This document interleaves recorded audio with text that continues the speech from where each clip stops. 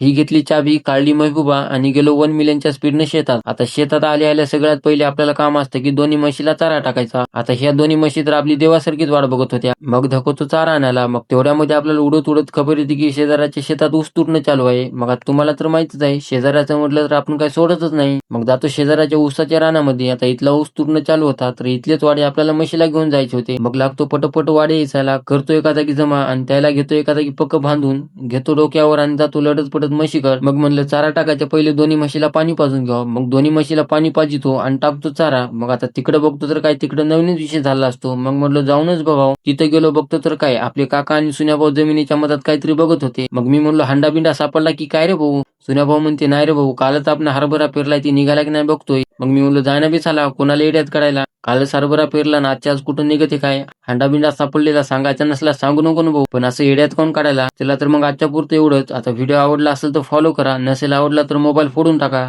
तर भेटूयात आता पुढच्या व्हिडिओमध्ये.